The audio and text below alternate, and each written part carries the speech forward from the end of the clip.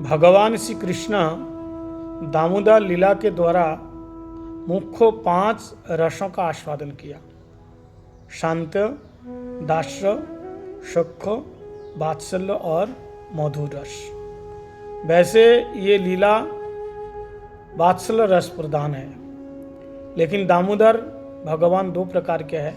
एक यशोदा दामोदर वात्सल्य रस प्रधान और एक राधा दामोदर जो मधुर रस प्रधान।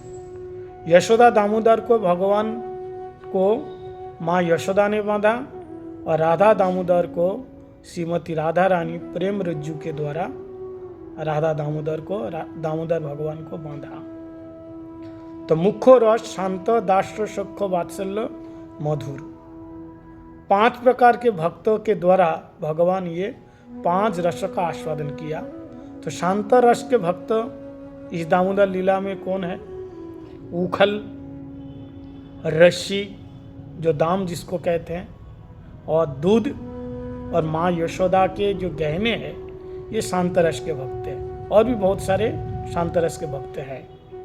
और दास्य रस के भक्त जमल अर्जुन, नलकुवर और मणिग्रीव, जो नारद जी ने श्राप दिया था और नंदो गोकुल में आकर के यमल अर्जुन वृक्ष के रूप में माँ यशोदा के आंगन में बहुत दिनों तक खड़े रहे।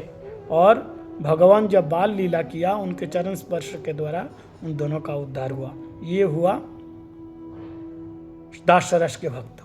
और शक्कर रस के भक्त हैं भगवान कृष्ण के साथ माखन मिश्री चुराने वाले सखागण और बंदर, जिसकी भगवान ने सहायता किया, माखन खिलाए। और इसके बाद दास्य के बाद शक कबाब, शक वात्सल्य। वात्सल्य रस के भक्त कौन है? माँ यशोदा, जो इस लीला के यशोदा माँ प्रधान भूमिका में है।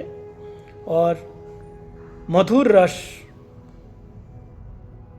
मधुर रस में श्रीमती राधिका ठाकुरानी और उनके जो सखीगण।